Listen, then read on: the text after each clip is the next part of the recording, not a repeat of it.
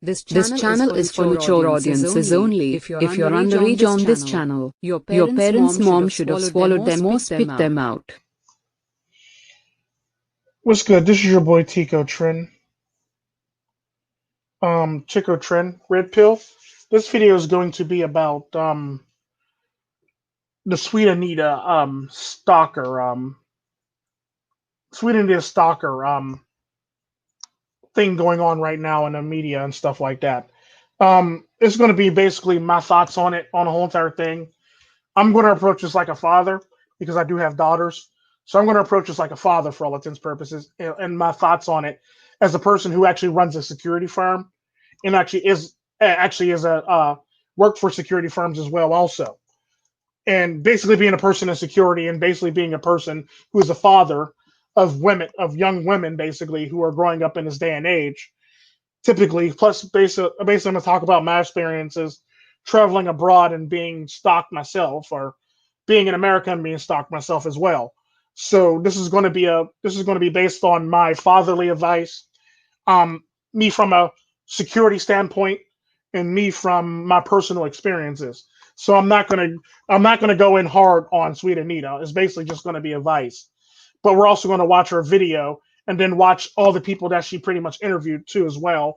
And I'm gonna give my take on it as we go along, as we talk about this in the strings, basically. So this is typically what's going to happen is I'm going to basically give my honest opinion on it as we go along. So, it's going to be one of those things where it's like, don't worry, it's not going to be bad. It's basically going to be me basically giving my honest view on it and telling people, especially the people that she interviews, what they could do differently and how the laws actually work versus how you dream from them to work. Because the sad part about that in this day and age, typically people have this notion that the laws work this way magically or mysteriously when in fact it doesn't.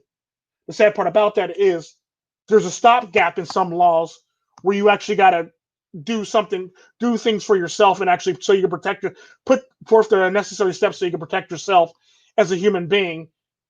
No matter if you're a woman or a man, you got to protect yourself as a human being so you can actually make it so you can actually not have to worry about those stopgaps. What's up, MGTOW Life?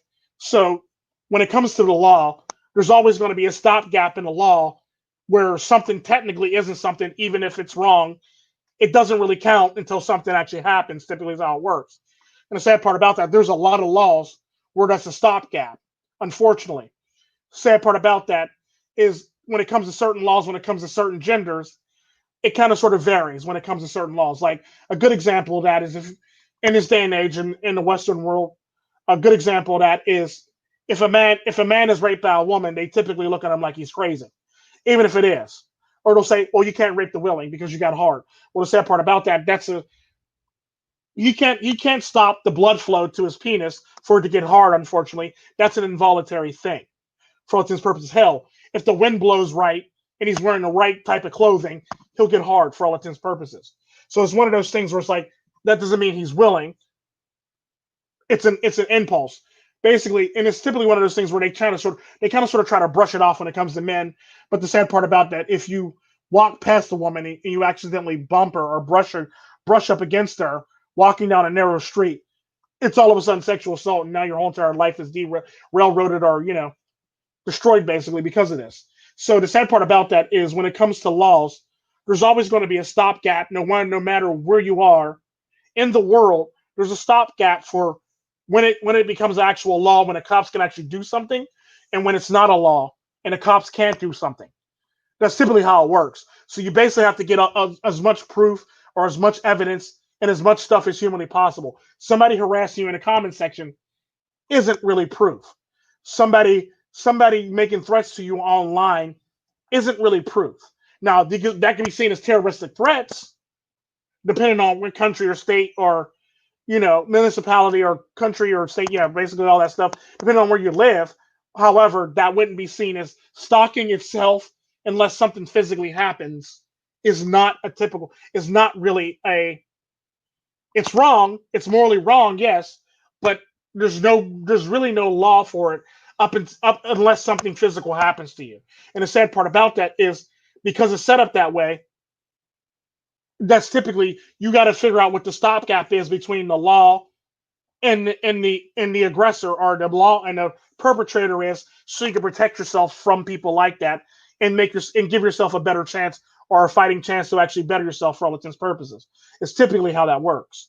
So that's the sad part about that, and you'll see this in this video because I watched part of it where she's going to the interview with these people, and the sad part about that is this is where the stopgap actually happens at, and this is typically where the laws actually becomes law versus what they can do and what they can't do to actually enforce the law for all intents and purposes. So basically, everybody's living on this notion that, because this is happening, I'm supposed to get this red carpet treatment where people come out. Unfortunately, that's not how it works.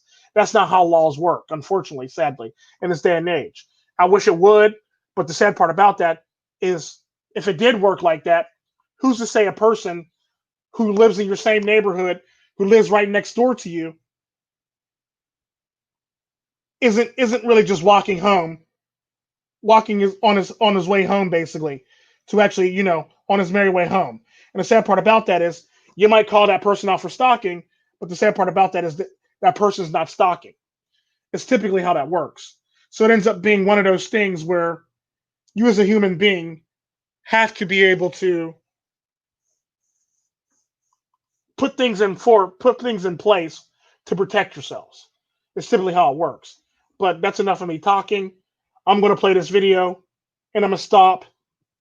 I'm going to stop in between, basically, so y'all can see what's going on, so y'all can understand the thing better. So I'm going to play it a little bit, then I'm going to pause it, then I'm going to play it some more, basically so I don't get in trouble for, copyright or, bullying or whatever the heck they call it, basically. And like I said, I'm going to approach this like a father and a person that works for a security firm and a person that works in security for all intents and purposes, software security and stuff like that. So I'm going to approach it as a father and a person that's a professional for all intents and purposes. Here we go. Without further ado.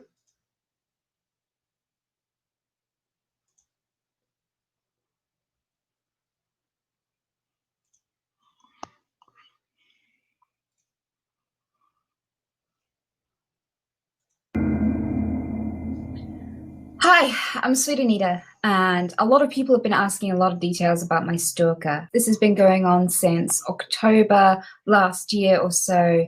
I've been assaulted, I've been chased, and people have had to restrain my stalker out in public as he wouldn't leave me alone.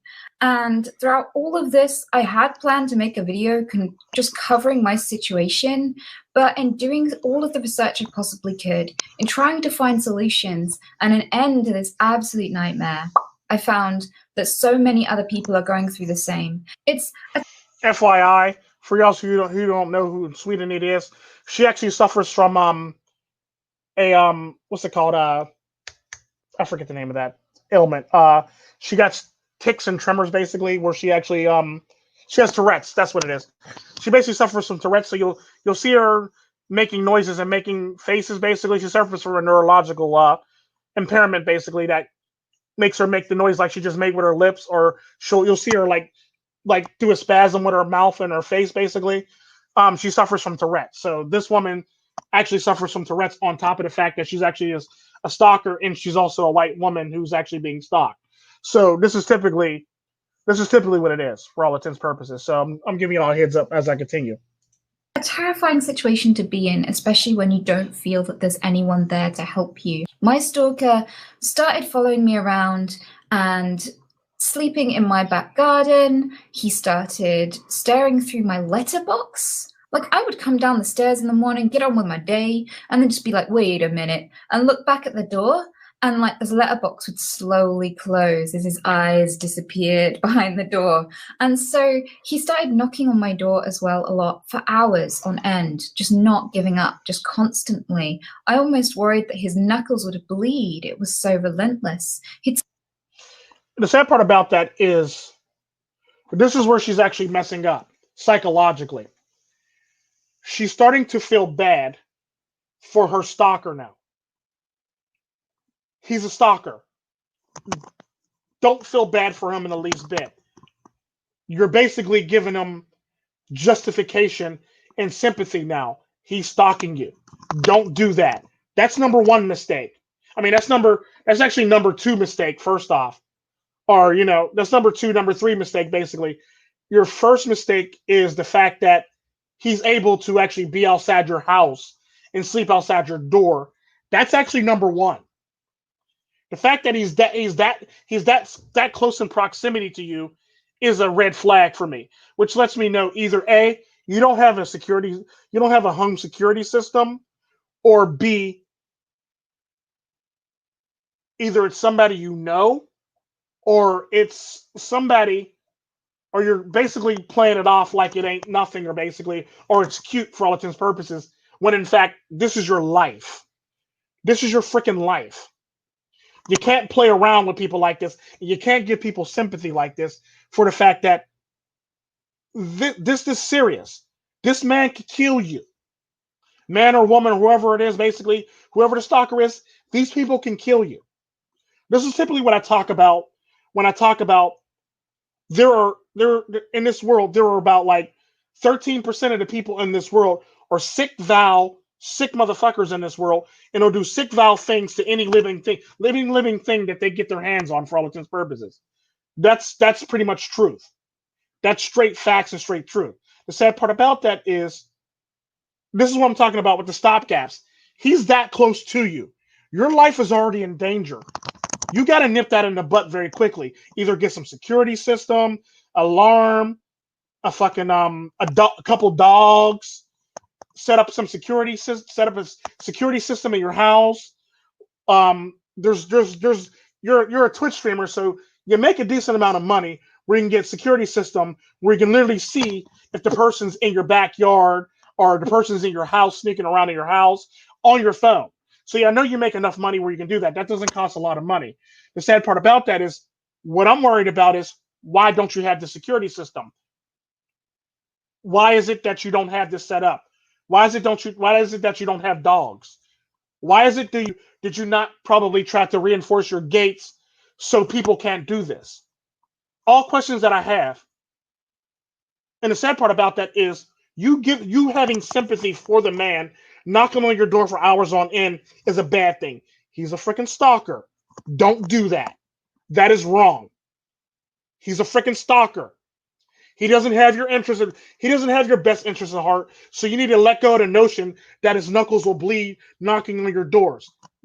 Fuck that. Fuck him. Protect yourself. Don't have any sympathy for somebody that's causing harm on you, basically.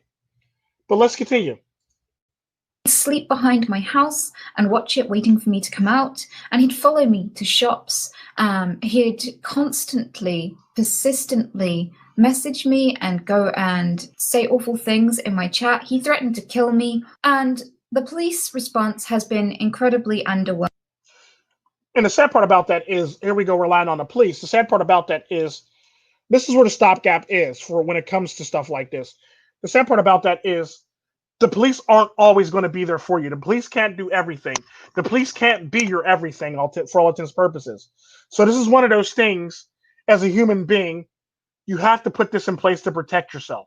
You have to have that stopgap between where the law stops, where the law stops being, for where it stops being legal and it turns into dangerous for all intents and purposes, and before the cops can actually pick it up.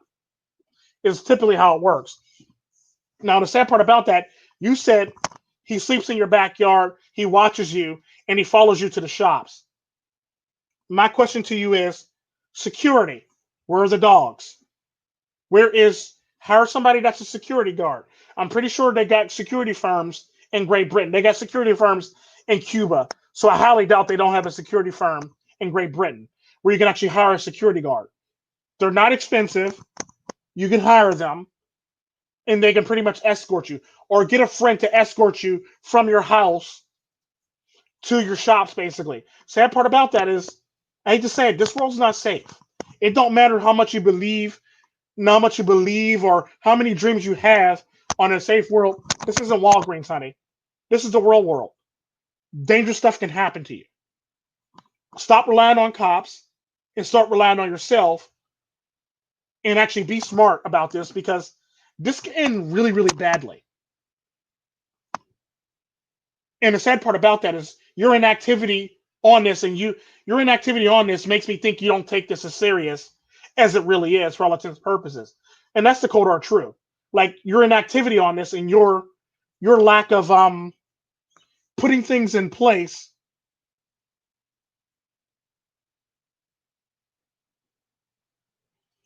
You've been this stuff, and the stuff that you have in place is off. So that means you don't have any security in place. You don't have that stopgap or that extra protection, an extra shield to protect you from this person. Because you said this person has grabbed you in public and this person had to be wrestled and restrained off of you, which lets me know that for some odd reason, because he's a stalker, you think it's safe because you're a woman, or because you're a cute woman, you think this goes away. It doesn't work like that, honey. This stuff actually will stay with you if you don't deal with it in a proper manner. The police aren't always going to be there for you, for the fact that I actually watched the interviews that you gave. I didn't watch this portion of it, but I did watch the interviews that you were given to different streamers for all intents and purposes on this stuff. And the sad part about that is, if I was your father, I'd be escorting you to and fro where you need to go. If I was your father and I knew this was going on with my daughter, this is typically what it is. Or I would have your brother do it. Or I would hire security to make sure you made it to point A to point B safely. It doesn't matter how well that's unnecessary. No, that's not unnecessary when your life is dangling in the balance. It's typically how it works. Everybody thinks stuff like this is unnecessary up until there's a knife to their throat, or up until they actually got to face death, and then it's a problem. Then they want to get serious about it. And the sad part about that is it should never get that far. And you got to be your own stopgap between where it becomes legal and where the cops can actually pick up and help you at. So it's one of those things. This is the thing that bothers me about this, because it's like you're pretty much nonchalantly doing this, or going about this all nonchalantly, like it ain't shit to you. Like this is your life. But let's listen on. Overwhelming.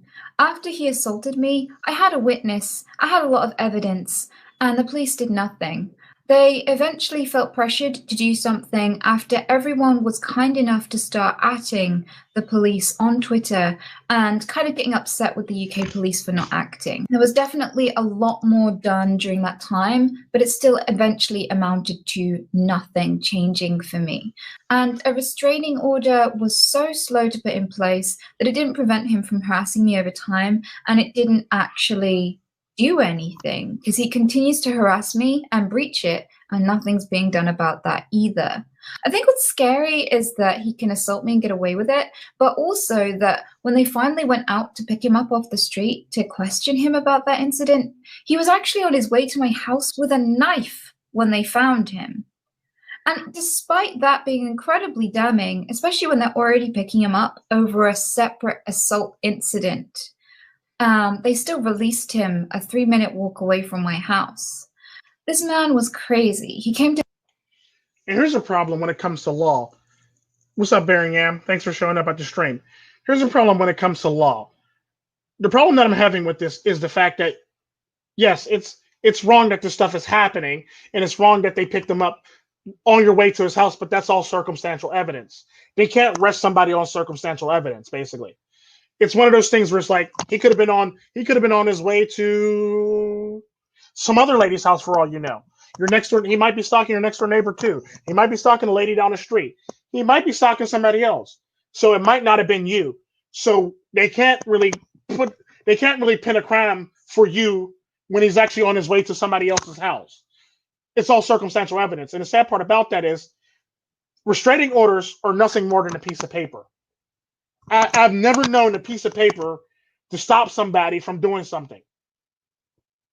I've never known a piece of paper to stop somebody from committing a crime, or stop somebody from doing something if they're sick and sadistic. This is typically what I'm talking about when I talk about 13% of the people in the whole entire world are sick, sadistic people who would do sick, vile things to any living human being, or any living being, for all intents and purposes, let it be animal or let it be a human being.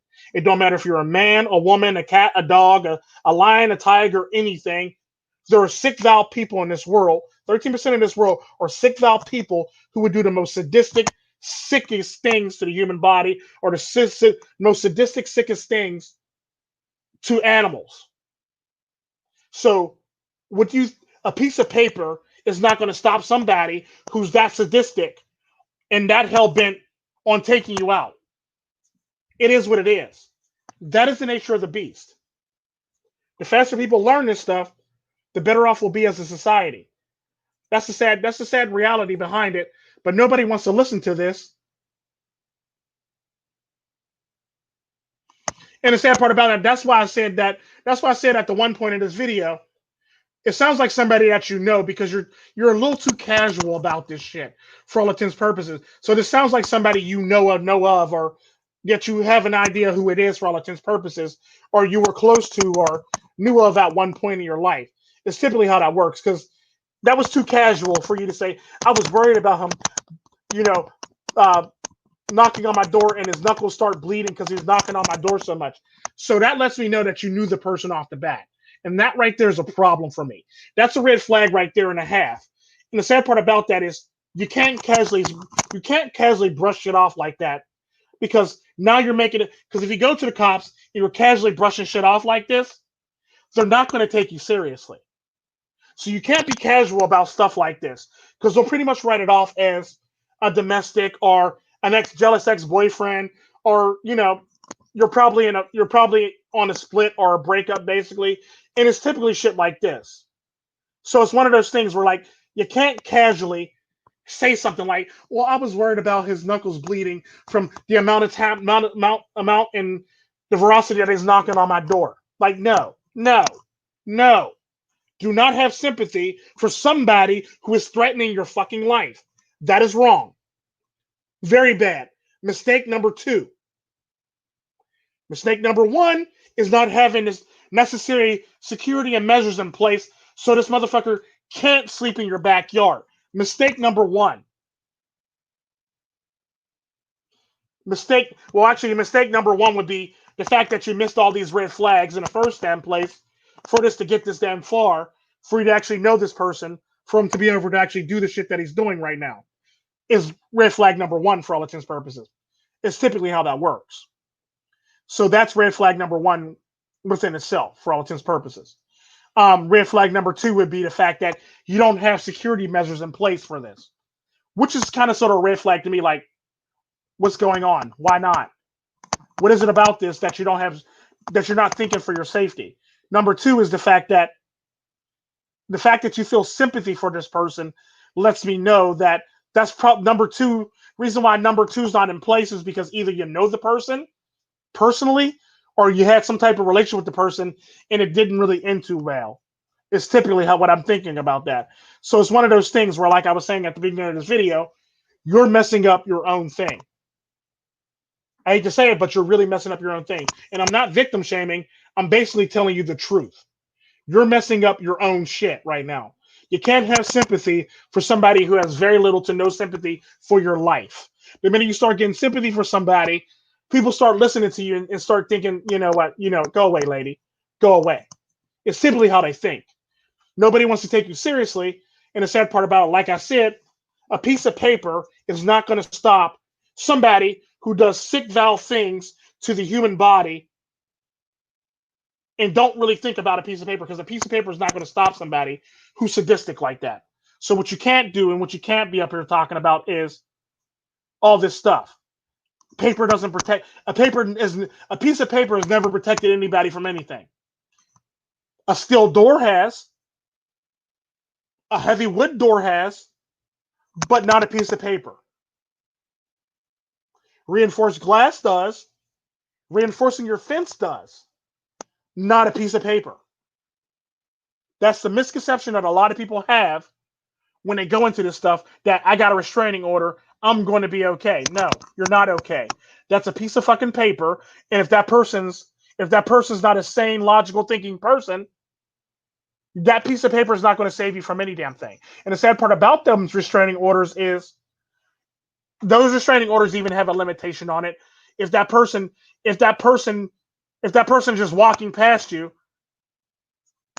they could pretty much have a lawyer say, well, it was by chance that he happens to walk past you, to basically get that person off. So, yeah, no, piece of papers don't save you. You got to actually put stuff in place. Now I'm going to go back to this lovely video and stop talking now.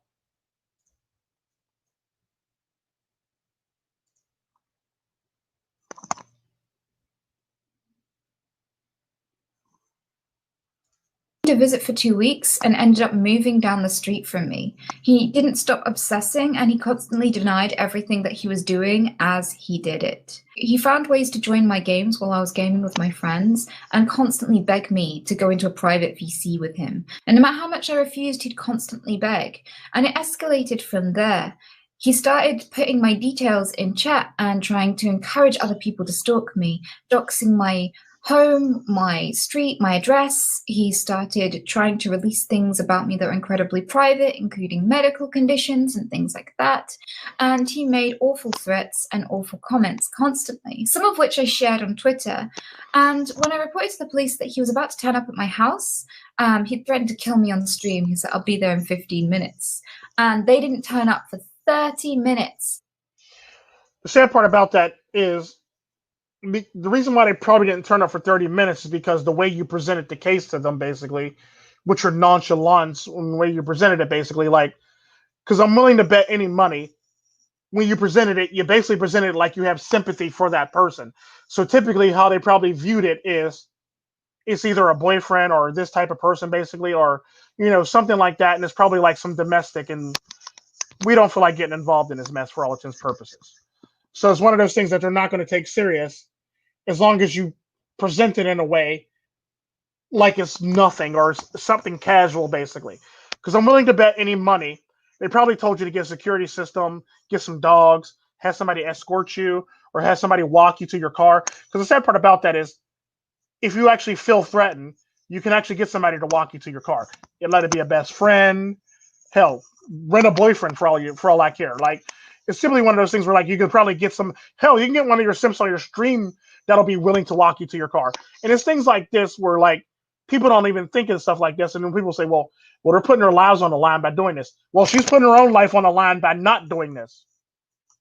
I would rather take my chance with if I was her, I would rather take my chance with a simp. That way I got time to run away while my simp is getting her ass whooped. I hate to be callous like that, but yeah, I'd rather run away, have the time to run away while my simp is saving my ass than actually have my ass beat or killed for all intents and purposes.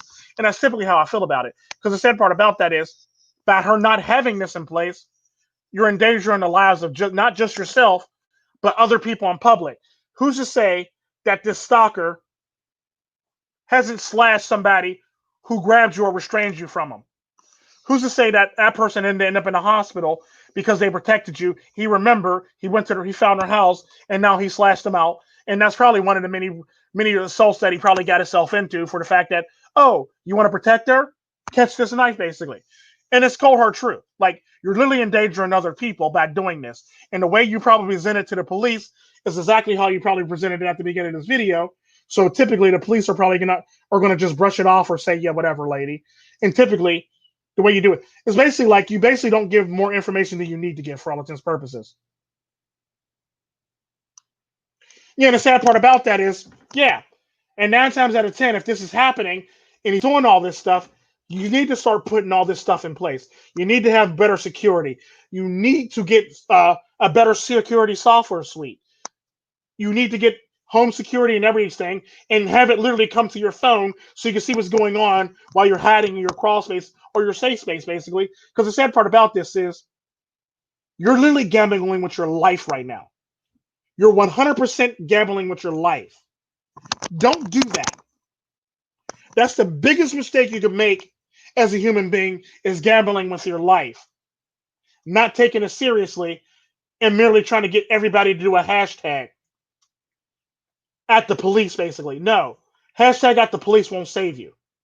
What will save you is security. What will save you is if you have a father or a brother or a close male friend that can walk you places and keep you from harm, that will save you. What's not going to save you is his hashtag stuff or this at Twitter, at police people. That's not going to save you. That's going to make the person mad and going to make is going to make the person going to want to retaliate or escalate in violence or action. It's typically how it works. Because what it sounded like to me is, when you started doing this stuff, it sounded like it escalated just like this to the point it is now. So now you got yourself into this mess. And now that he's giving out your details, now that's going to probably give you a third, fourth, second, fifth stalker now. and now you're going to have to deal with multiple stalkers. Let that sink in. Let that swirl around in your head for a little bit.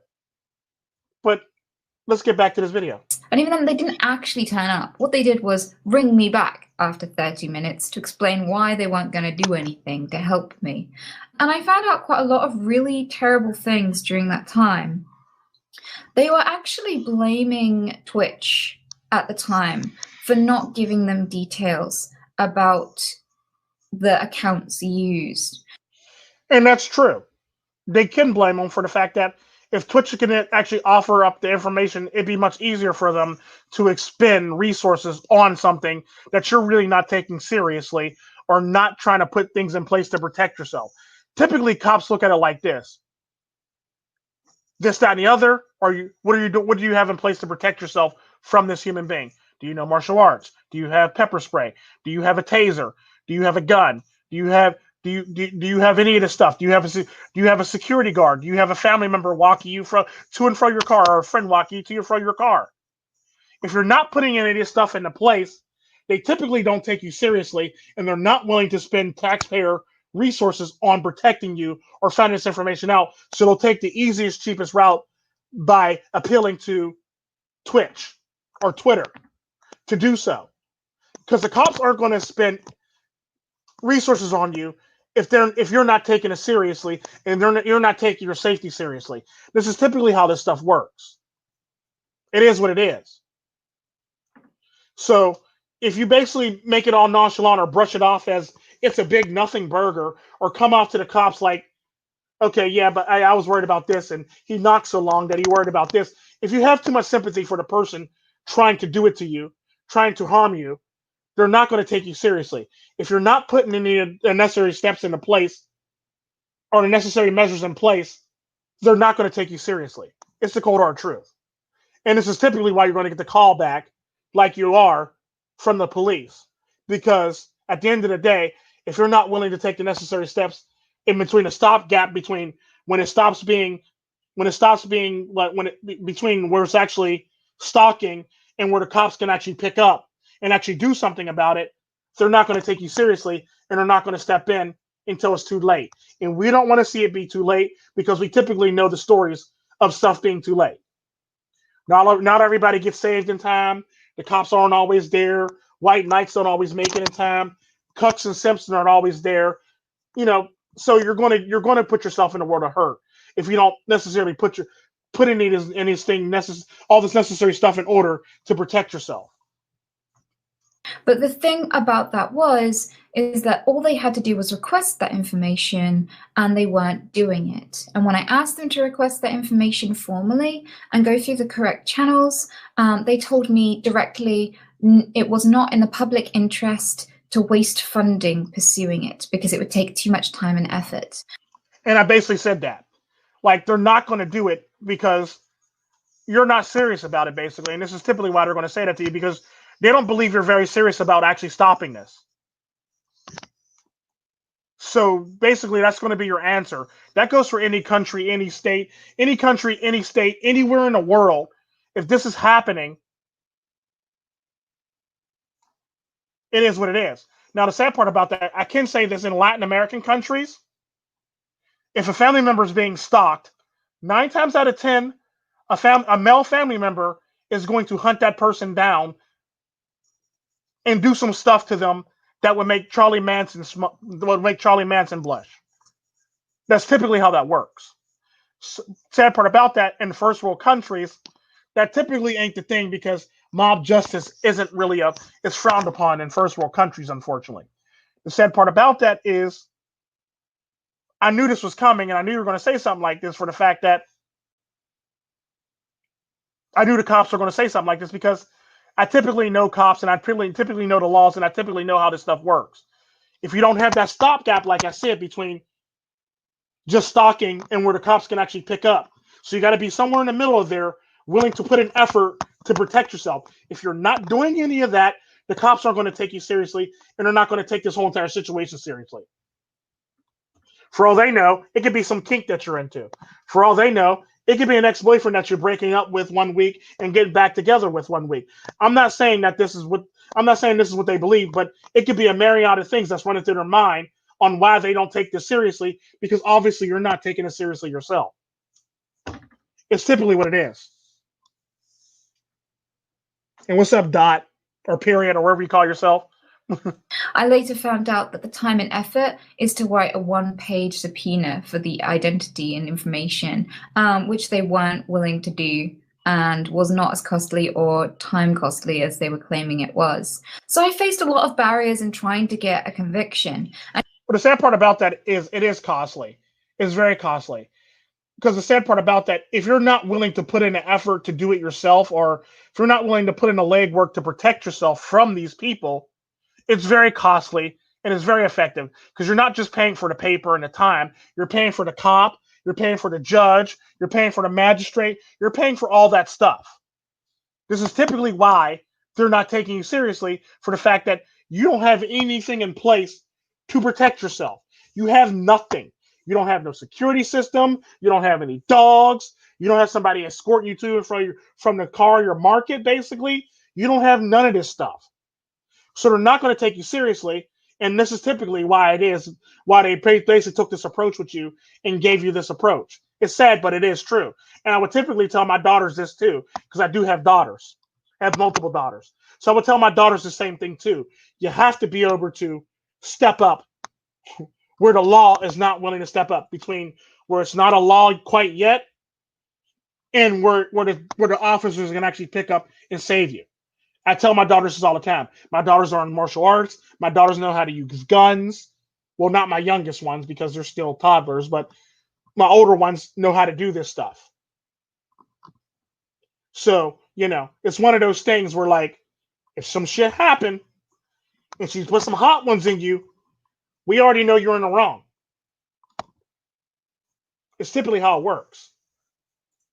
And eventually, even though it took a lot of fighting, I got there in the end, and I got a restraining order. But he breaches it constantly, includes no contact, and he definitely breaches that very regularly, making death threats. And also, it seems as though... Again, it's a piece of paper. When has a piece of paper been known to stop a bullet?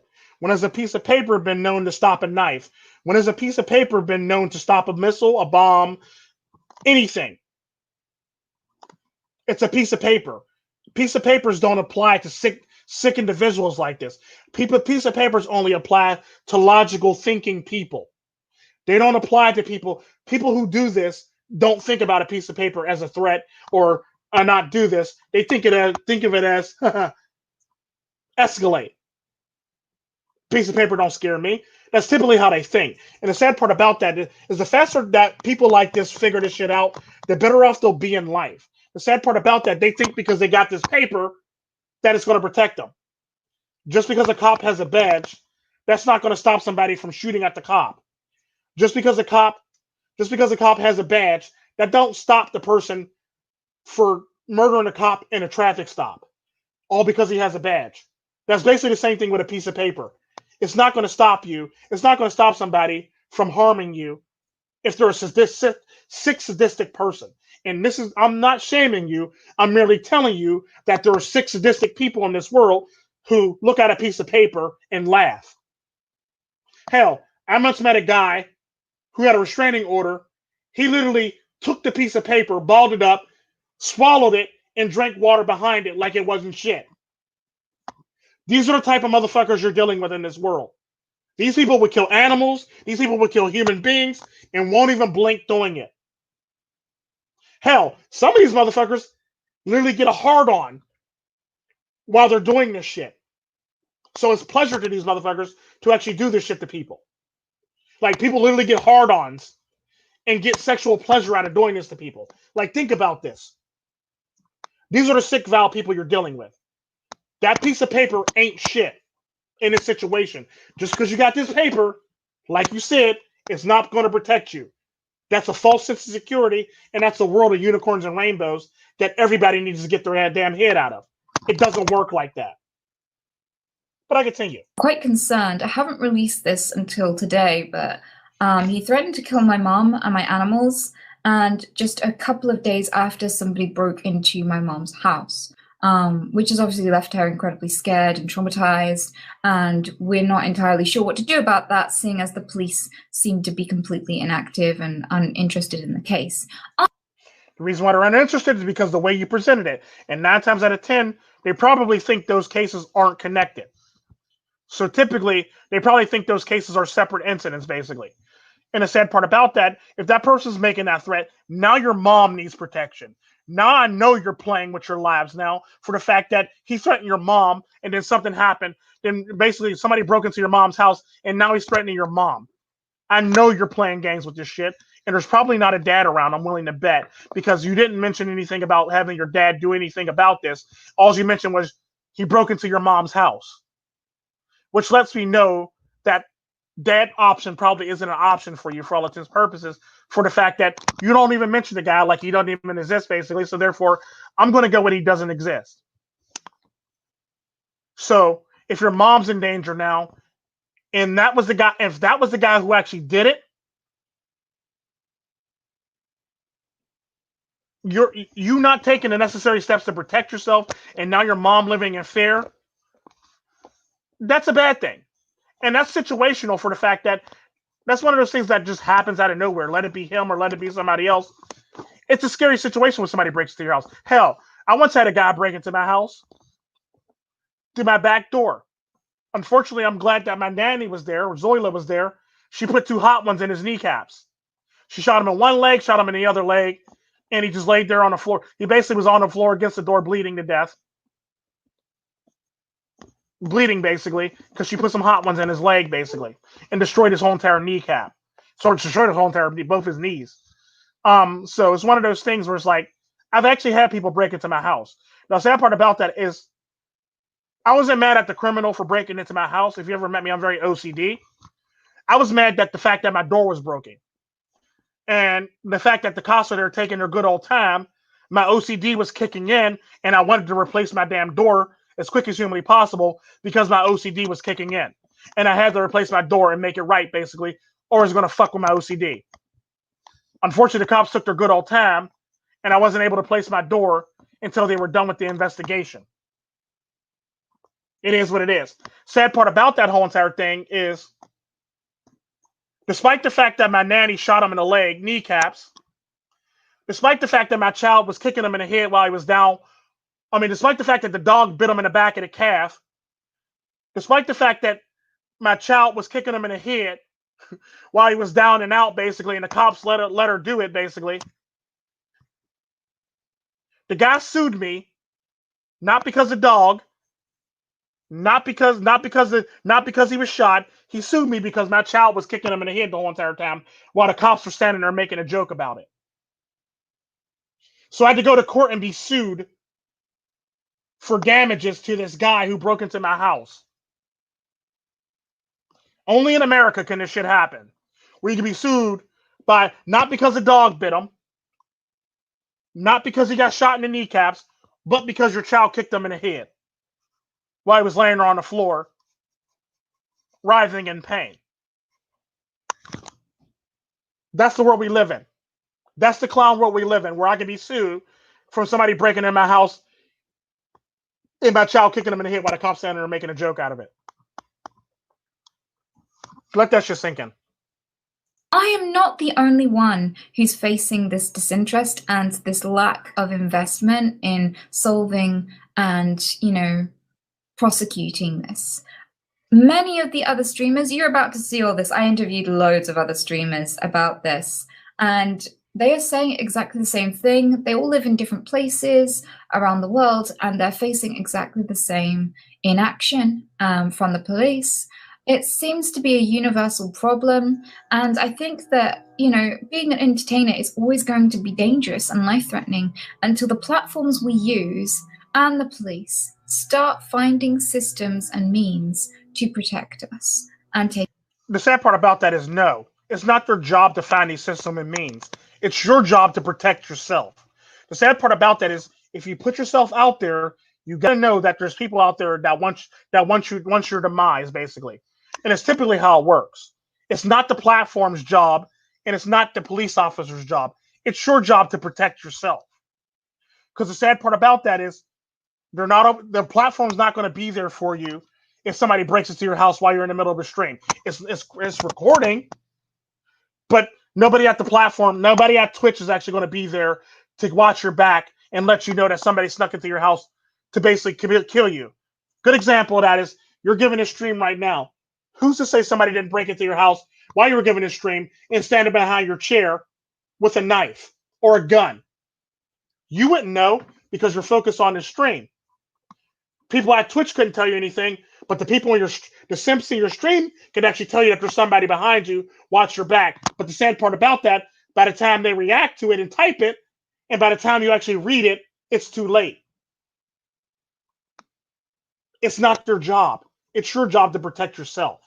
It's your job to get these stopgaps to protect yourself from this. It's not the platform's job. It's not the police's job. It's your job. And this is probably why I'm willing to bet all these interviews, they have the exact same thing going on with them, and they did nothing because they don't want to spend the money to actually protect themselves from stupid people. Let's continue. Take it seriously. I got with a guy when I was 20, so I'm nearly 30 now, so 9 years ago roughly. We were together for about a year, just over a year, and throughout that year he created so many different accounts, all different social media, different platforms, and he would try and talk to me on those accounts and try and catch me out, like try and flirt with me as not himself. I left and I thought, right, that is it. I'm done with this guy forever. That's when it turned into stalking. It's been ongoing, still happening for... And the sad part about that is like they make it sound like it's not a big deal. And this is probably why the cops didn't do anything.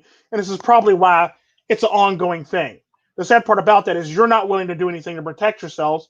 So the cops aren't willing to do anything, willing to put in any resources in for it if you're not. Because I'm willing to bet you any freaking money, the cops probably said get a security system, probably buy a gun. Well, you're in the UK, so you can't. Probably like, get a male family member to, escort you, or might want to invest in like a security guard to protect you. Anything like that. Male friend, walk out with a group of friends. I'm willing to bet you any money all this stuff came up. But the fact of the matter is you're overshooting it or sweeping it under the rug. Like, no, I don't want to do that. I just want you to do your job. No, that's not how this works. That's not their job. Their job, when it comes to stuff like this, they can only help you when something has been seriously done wrong to you or it's too late. That's simply how that works when it comes to stalking. They can't just enforce shit just to enforce shit. If that's not how the laws work. That's not how this world works. They're not going to enforce stalking on somebody when they're probably not stalking you, or enforce stalking on somebody by accident and come to find out that guy lives next door to you, or that guy lives upstairs from you, or that guy lives around the corner from you. He's merely just walking home. Because the sad part about that, if they enforce stalking, there would be a lot of people getting arrested right now for no fucking reason whatsoever.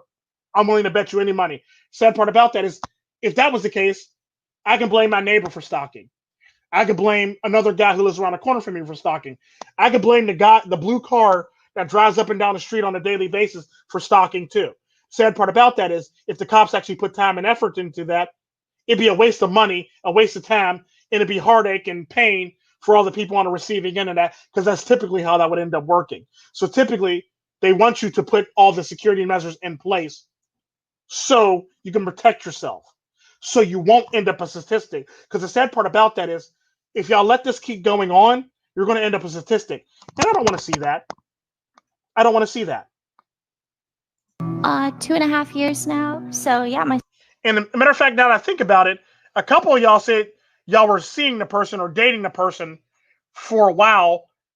So, which lets me know that a lot of y'all know y'all stalkers. Because typically, strangers, when a crime happens to a woman, it's by somebody that she knows. 90%, 99% of the time, it's by somebody she knows. Somebody close to her, somebody she's talks to, somebody she knows, somebody she knows of. That's typically how this stuff works. Stalker has created thousands of Twitch accounts, Twitter accounts, Instagram accounts, or Reddit accounts, like you name it, just to like attack my character as a person. It's like they just get off on just making your life miserable. Like this one guy who's harassing me now, that's been harassing me for years, like since 2014. He'll just do stuff like he'll like post free stuff on Craigslist and like send people to my address. He'll call like plumbers, locksmiths, tow trucks, taxi cabs, like to my address, and then of course like the food deliveries. And sometimes he'll just do it so it's just like constant, like all day. In my early 20s. Here's the thing. That's actually not a stalker. That's a troll and a doxer. There's a big difference between a stalker and a troll and a doxer. What it sounds like to me is you're getting trolled a lot. Apparently somebody doesn't like what you're saying or the message you're putting out, so they're fucking with you, basically. It's the cold hard truth. There are people out there, hell, I got trolls that troll me on a regular basis. I got people who, because I actually dox myself, I got people who send shit to my house, mail to my house on a regular basis, basically, because I dox myself. And it's simply one of those things, if you don't have the balls to deal with this business is not for you. This business is not for you in the least bit. It is not. It is not. If you can't handle constructive criticism or a naysayer or somebody saying something against you or putting comments in the comment section, this is not for you. This is not the life you need to live. That lets me know that you're very weak and you work off of emotion. I mean, I know some of y'all want to pretend like you're strong, but the sad part about that is if y'all let this shit continue, except for the doxers and the trolls, if y'all let this shit continue, you will end up a statistic. You do not want to end up a statistic. Get your life in order and get your protection in order, basically, so you don't end up a statistic. I was kind of an outspoken, I don't know if I'd say libertarian, but very much like gamer bro in terms of my political opinions. So there were certain subreddits and communities online that were on the left that... If you know anything about this guy Destiny, I'm not shocked that people fuck with him. I'm just going to say that right now. If you ever met Destiny or watched any of his streams, I'm not shocked that people fuck with him. That's pretty much the nature of the beast when it comes to Destiny. Tried to like repeatedly get all of my sponsors axed or clients of my sponsors axed so they didn't drop me, or teams axed or like friends of mine destroyed if they like just like that kind of stuff. That's not a stalker. That's cancel culture. Cancel culture. That happens to a lot of people. Trust me, there's a lot of people in the manosphere who get fired from their job because somebody doxes them or sends mail to their employers, sends an email to their employers with a video damning them, basically. Now they're fired, or a text message, or people do this shit on a regular basis. People get doxxed, people get cancel cultured on a regular basis. So yeah, you're dealing with a troll and a doxer, basically, and you're basically dealing with cancel culture in general. It's sad when the left starts eating the left. It is what it is. Stuff. 2016 onwards, I started talking like right-leaning politics. Against right-leaning politics, I started moving more to the left, so then I started to garner the hatred of a lot of right-leaning people.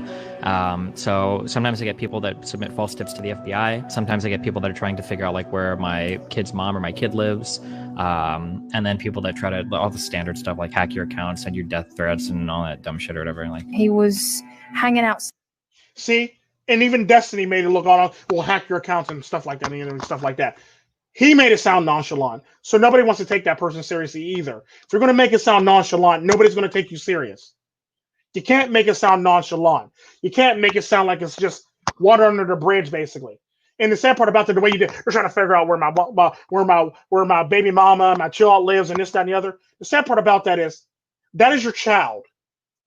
Your child is in danger. Knock it the fuck off and take this shit seriously. You can't just shoo it off like it's nothing. If somebody's hacking your shit, that's a bad thing. That lets me know that you got very poor security, or you don't have the necessary steps and measure to actually do something. And I'm willing to bet any fucking money, every single last one of these streamers have a VPN. and the VPN ain't working for them. It is what it is. The VPN is not working for you because VPNs don't normally work. You're only good if you want to change your country so you can watch something in another country that's banned in your country. That's the only thing they're good for. Security, they're nothing for security. They're nothing but for security. My 2-year-olds are better at security than a VPN is. I'm just keeping it 100. All the VPN is ever good for is merely making all VPNs are good for is merely moving your country so you can be able to watch something that's banned in your country. That is it. That is the only reason why you should get a VPN. The only reason why you should get a VPN. Because now y'all to spend all this money on bullshit and y'all come to find out that your VPN ain't shit. I'm willing to bet all y'all got VPNs and y'all still got hacked any damn way.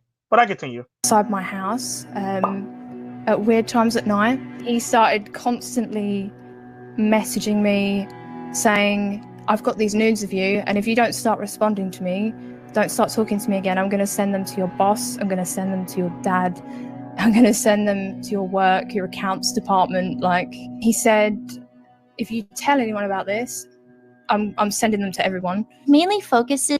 The sad part about that is this is basically one of those things where you talk about when we talk about when people where you eventually reap what you sow.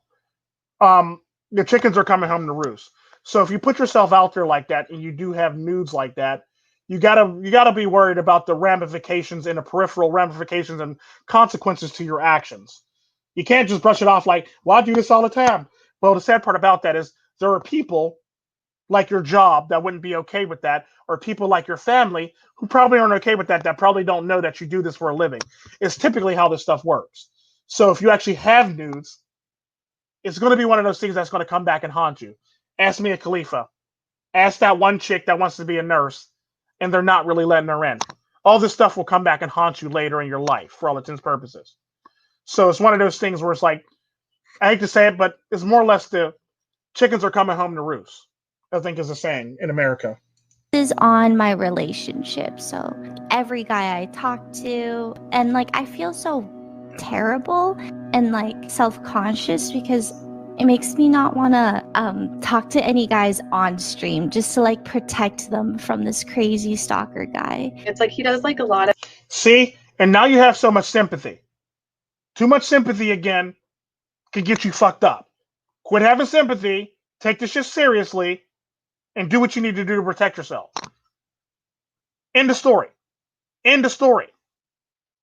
Too much sympathy going on there, and not enough safety for you, not enough thought into actually protecting yourself. Fuck all the people on the stream. You got to protect yourself. They're not the ones in danger. You're the one in danger. Of social engineering type stuff and exploits to like spoof phone numbers, and he'll just like call my phone nonstop. There was like a whole, I swear, like 3 years where I was just completely unable to use my phone at all because he would just blow it up all day. And he'll use like all of these stupid voice changers, and he'll usually just like repeatedly be like, you're a bitch, you're a bitch, you're a bitch, and just stupid stuff like that. Are you going to be late to stream tomorrow like you always are? I bet you will, you motherfucking cunt. Bitch, bitch, bitch, bitch, bitch, bitch, you stupid ugly bitch. Fuck you, bitch. Bitch, bitch, bitch, stupid fucking bitch. Bitch, bitch, bitch. I love you, bitchy Tron. I had the FBI visit me one time because somebody forwarded them a clip saying I was going to blow up a school or something. It was like heavily edited out of like a league game, basically. Cops came, or FBI came to talk to me to see if I was going to blow up any schools. I said I wasn't. The second time, somebody showed up with some really old conversation I'd had relating to like underage fans at events, and they told the cops that I dealt child porn. So FBI showed up to ask me about if I had child pornography. And then the third time, somebody had sent. See, and he's laughing about this shit. That is not a fucking joke. Don't laugh about stupid shit like that. That is not a joke.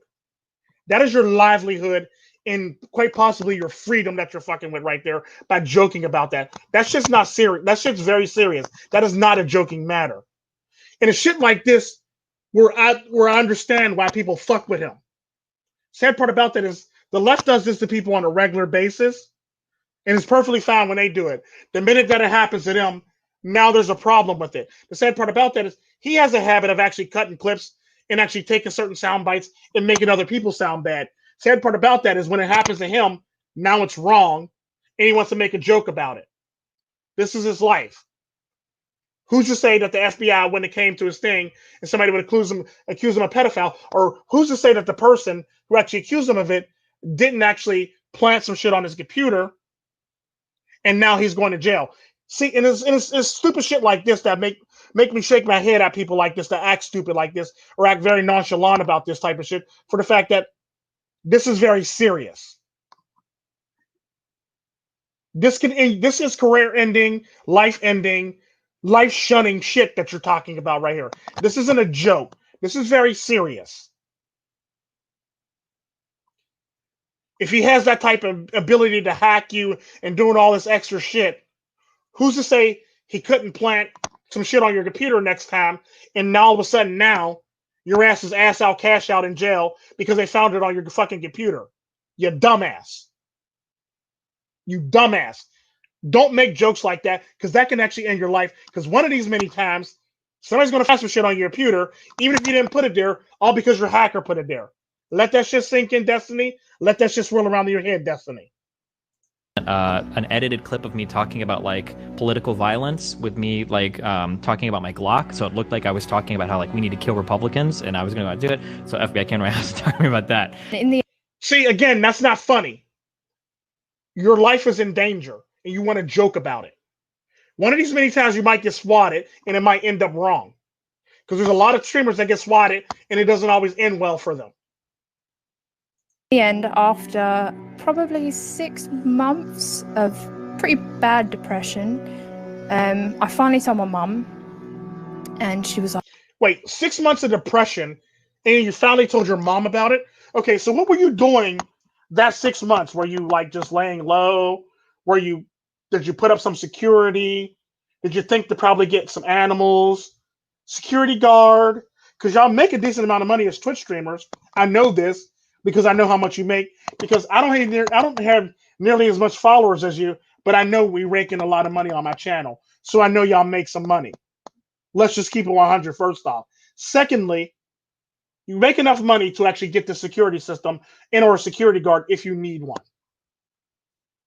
It's that simple. So for you to live in 6 months of fear and depression, that lets me know that you didn't take your situation seriously and you merely just sulked in it instead of actually putting an action plan together to protect yourself. And this is typically what I'm noticing in a lot of these streamers. They're making it sound like it's a joke, or they're not really taking it seriously. And it's sad. Because the sad part about that, like I said, you'll end up a statistic if you continue to let this shit happen. like, oh my god, like, what the fuck? And we went to the police, and eventually, after a lot of heartache, he did get prosecuted, and it was like £100 fine. He had a restraining order to not talk to me for a year, which he still did. Since then, I moved away, so he doesn't know where I live anymore, but he does continue to message people in my community and offer nudes and things like that of me. What the fuck? Yeah, like pretty much anyone who's active in my chat a lot will know about this and has had a message from him under different names. With the police, how do you feel that the response was proportionate? Do you feel like they really took an interest or took you seriously? With the stalking part of it, it felt like if he hasn't done anything to me physically, then they're not going to do anything, basically. And that's how stalking works. If he hasn't done anything physically to you, they're not going to do anything. It's stalking. It's not assault and battery. It's stalking. That's how this works. It's sad, but it's true. And a piece of paper obviously didn't save you, because he's still in your comment section acting a fool. So, yeah. What are you going to do to protect yourselves? Police said they can't do anything because he hasn't really threatened my life. Mine is just like an annoying mosquito fly that just hates me. I've even like talked to lawyers to see what they can do, but if I wanted to do the lawyer route, I would have to pay like $20,000+. Wow. You know, I What is wrong with paying $20,000+ to get this taken care of? Now you're complaining about the monetary thing, and you make a shit ton of money as a Twitch streamer. Are you fucking kidding me right now? Are you really fucking kidding me right now? Like I said, I don't even have nearly the followers you have, but I can afford a $20,000 lawyer off of my Twitch streams. I'm just keeping it 100. I'm just keeping it 100 because this shit is ridiculous. There's no way in hell, with all the followers y'all have, you can't tell me that you can't afford this shit when you have all these pay pigs and all these people donating money and Twitch just throwing money at you, and half you motherfuckers are partners. Okay, matter of fact, most of you about 98% of you, I think, are partners anyway. So yeah, no, I'm not buying this story. You should be able to afford the $20,000 to get your lawyer. The sad part about that, if you weren't spending your $20,000 on other things, you would be able to afford that lawyer. Sometimes you got to put a little money aside so you can protect yourself. It's typically what I tell criminals. If you're going to be a drug dealer or you're going to be a criminal, put money aside so you can have the lawyer on retainer, so you never spend time in jail, and get the best lawyer you could possibly get and get them on retainer so you won't spend time in jail. Typically how that shit works. Same thing goes for you guys. If you're going to be a public figure, have some PR people and have a lawyer on retainer just so you can actually protect yourselves legally. You can't just sit around and hope shit doesn't happen, because that's when shit actually happens.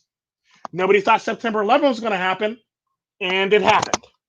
Everybody woke up thinking it was going to be a normal day. Next thing you know, it ended up being like a hellacious day. Typically how this shit works. Know who he is. I have like a lot of, it's like all kind of circumstantial evidence that has made me believe that it's this person, but it's like, even though I know it's him doing it, there's literally nothing I can do. And I talked about this at the beginning of the stream. Circumstantial evidence. They can't try somebody on circumstantial evidence. It's got to be hardcore factual evidence that literally hardcore, like concrete evidence that actually ties this person to this. It can't be some, I believe it's this person because this, or I believe it's this person because this, or I believe it's this person because of this. That's all circumstantial evidence. You got to have some concrete proof to present. You can't bring circumstantial evidence to people. That's pretty much how the laws work. Like the only, I guess I could try to go the legal route and like keep on going to police, but even then it's like, what are they going to do? Just send somebody out to his house to be like, hey, stop harassing this girl, which he would probably just think it was funny and laugh at, you know, right? Like he knows, oh, they're not going to do anything besides that. He was shutting my internet down for weeks. Yeah, and that's simply how it works. When you're dealing with sick, sadistic people like this, they just laugh at you. They laugh at paperwork. They laugh at cops, and they pretty much know the law, and they know what they can and cannot do. So you're dealing with a sick, sadistic person, and you might want to look into actually protecting yourself from that sick, sadistic person. This is serious, people. This is very serious. And I couldn't stream. And I have a kid. I've got a house. I have like real life bills to pay. You know, this isn't just like, oh, I'm in high school and streaming, lol. Like it was like having a very big impact in my life. And this guy actually reached out to me to taunt me. And when I found out what his name was, because he reached out to me on a Skype name, we did a lot of work basically, but it got to the point to where I knew all of his information. I knew where he lived. I had all the shit. I called his dad to tell his dad, like, hey, your kid needs to fuck off. This is some bullshit. His dad told me to fuck off, basically said that his kid was a good kid. He'd never do anything. And this is the society we live in today. Nobody believes their kid's a bad kid, and I'm willing to bet you believe your kid's not a bad kid, or your dad. And the sad part about that, this is the society we live in today. So typically everybody's going to tell you to fuck off because they're going to be overprotected their kid. We live in a society where back in the day, if your kid got bad grades, you pretty much beat the kid's ass. Nowadays, if your kid get bad grades, you want to beat the teacher's ass. That's typically the disconnect in the society that we live in today. Everybody's very overprotective of their children, even if their children are fuck-ups. So you barked up the right tree. And then I started to call the police. And because it's like interstate thing. It had to be the FBI. And the first time the FBI came over, I was very blunt the entire time. I was like, oh, I do video games for a living, blah, blah. They didn't give a fuck. Second and third time I talked to the FBI, I tried to be a little bit more candid about what I did, because it seems like as soon as they figure out like what I do for work, they just don't care anymore. And my second and third conversations went absolutely nowhere anyway. After that, like they didn't care at all. And that was kind of scary, because you watch these documentaries where nothing happens to the guy until he goes in and hurts her, like he physically does something.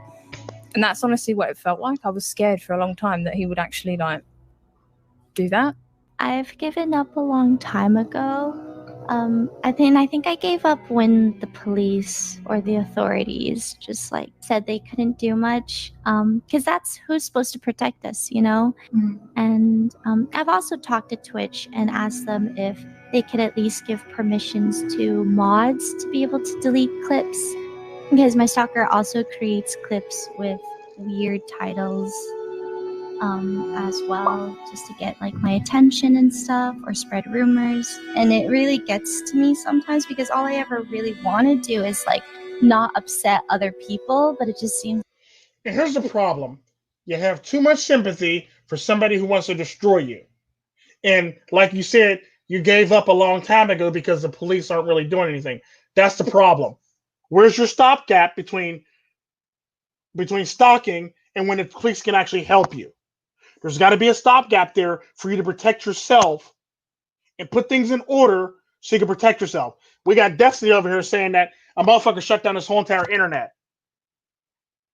You're not dealing with somebody who's just some ain't shit kid. You're dealing with somebody with some serious knowledge on electronics and security. This is not a joke, people.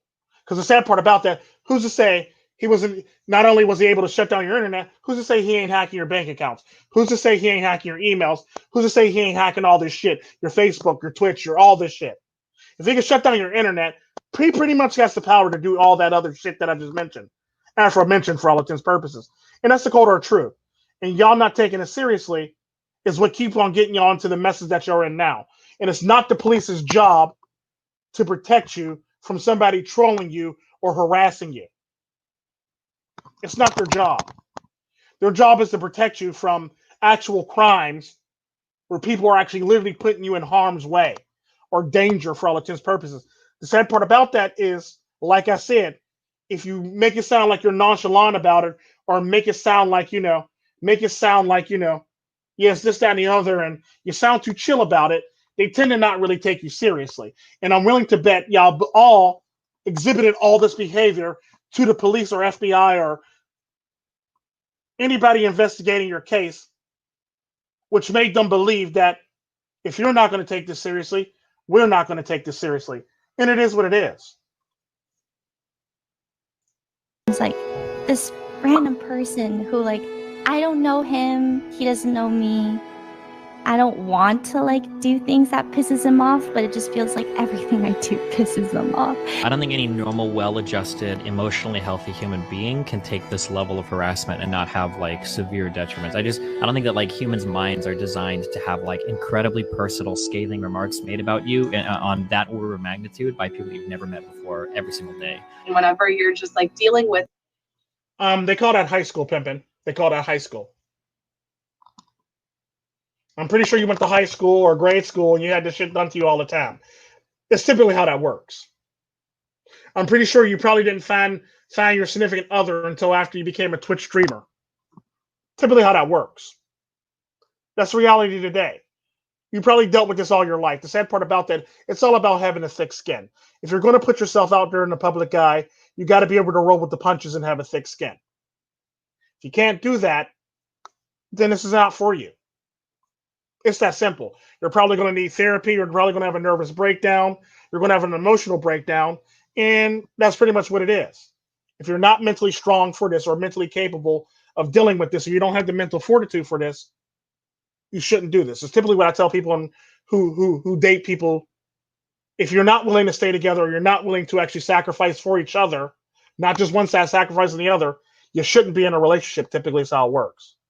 it and you're still trying to go about your normal life and like stream and everything, it can just be so much, you know, like trying to go to the police department and trying to convince them to file a police report, because even that's just like such a battle to even do. And it's like, do I even want to take the time out of my day to do this today, whenever I know it's just going to feel like a waste of time and a dead.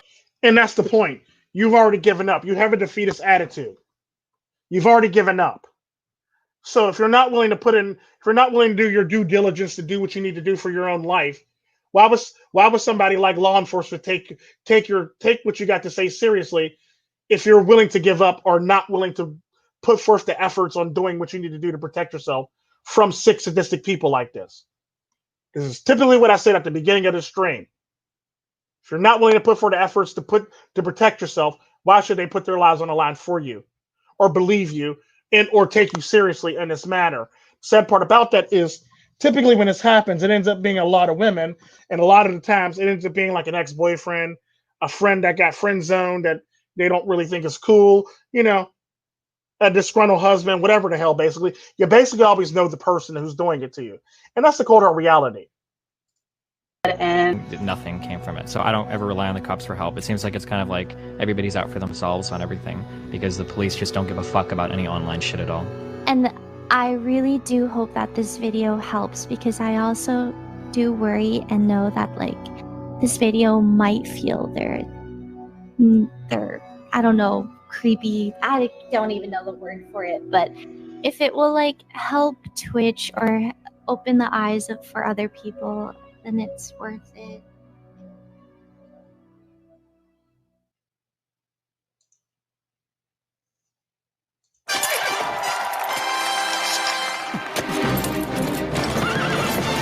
Red Bull gives you wings.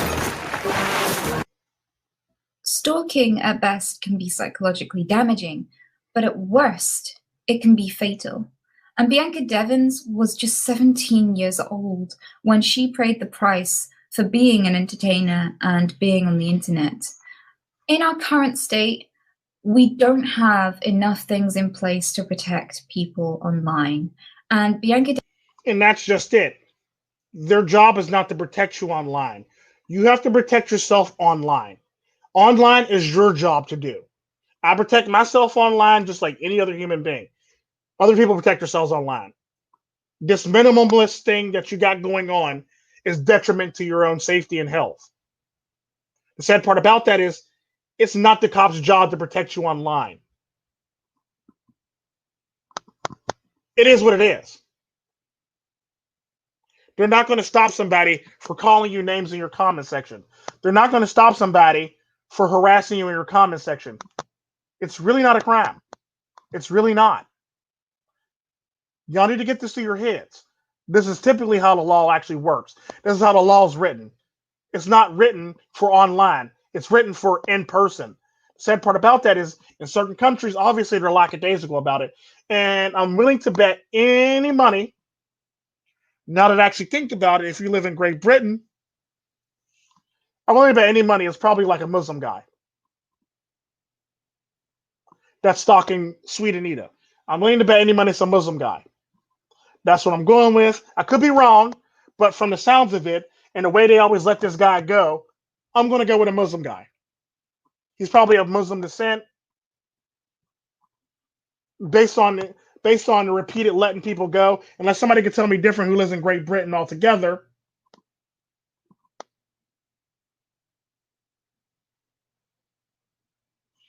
And from the sounds of it, from somebody in my comment section, Bianca actually wasn't being stalked.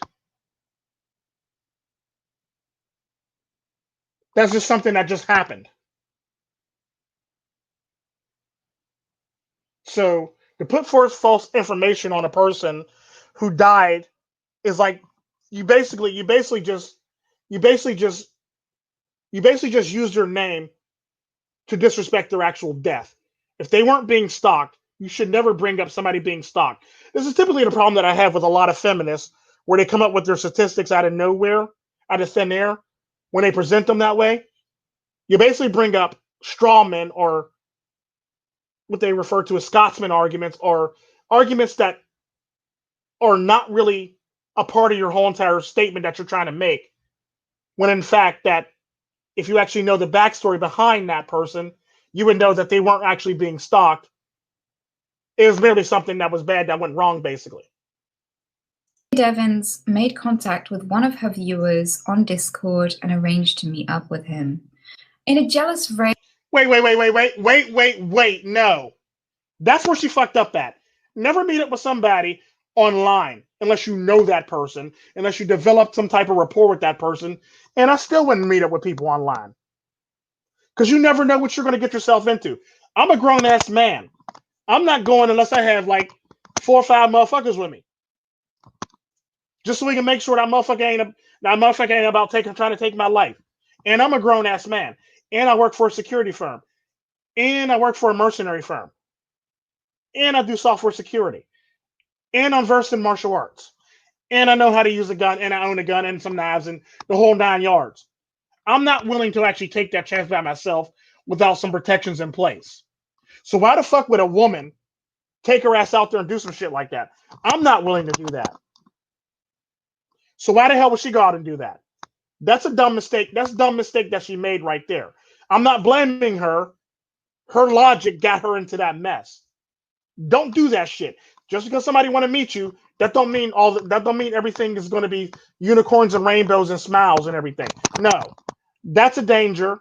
That's stranger danger. Remember stranger danger growing up? And I don't know if they teach that in school anymore, but y'all need to get your head out of y'all fucking asses or heads out of the clouds, because this is typically how a lot of y'all end up being picked off. And I hate to say it, but yeah. Statistically, they're statistics. That's sickening. When she started spending time with another one of her viewers, he killed her in his car. What? What? Why the hell would you spend time with a viewer? Why the hell would you put yourself out there to do some shit with people you know nothing about? Hell, I don't even hang out with any of my viewers. Because I don't know my viewers from a can of paint. I don't know their psychology. I don't know how they'll react to me. I don't know how they are in real life. What they do online is one thing. What they do in real life is a totally another thing. Hell, for all I know, a couple of my viewers could have a fucking well in their basement where they keep bodies at, and they simply like turn bodies into fucking skins like they're Buffalo Bill out this bitch. I'm not willing to take that fucking chance. So you shouldn't be willing to take that fucking chance, because that's the problem that I have with people. Being agreeable gets you into a lot of shit. Being agreeable and willing to do stupid shit gets you into a lot of stupid shit that you don't need to be in. It provides a lot more stresses and a lot more stupid shit that you don't really need to be in. That's the cold hard truth. I'm not willing to put myself in that situation. So why the hell is this woman or this young ass woman putting herself in that situation? Hell, my 12-year-old wouldn't even put herself in that situation. So why the hell is a 17-year-old or grown-ass women putting themselves in a situation? If you're going to do some shit like that, let it be a controlled environment. Let it be at a fucking Twitch, the Twitch con, basically.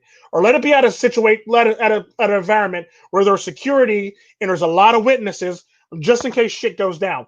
Don't be meeting motherfuckers in private outside of Twitch if it's not something that's a controlled setting or a controlled environment. I'm sorry. You set yourself up for that. Literally.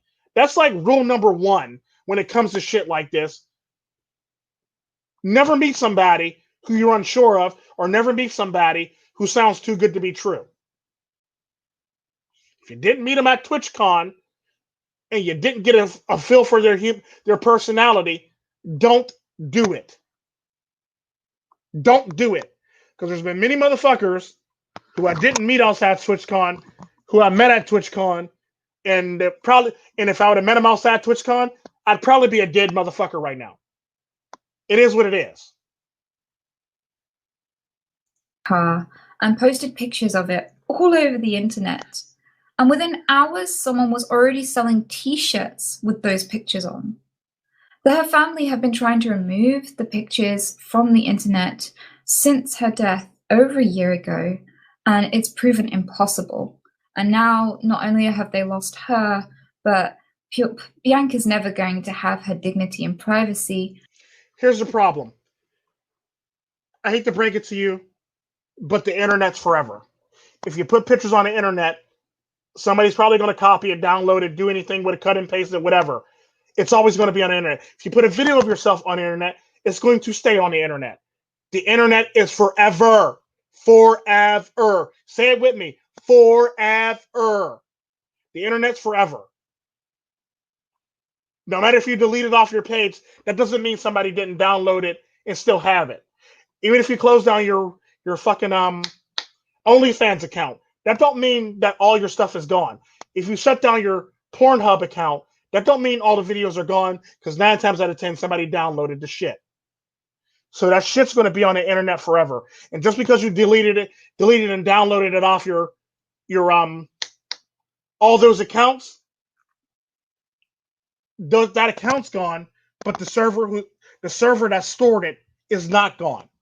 The people who download it are not gone. The people who have these pictures in their private collections are not gone. You need to learn this. You need to understand this, because at the end of the day, it's technically not doxing if you put your pictures out there. Hell, there's pictures of me out there that people are using.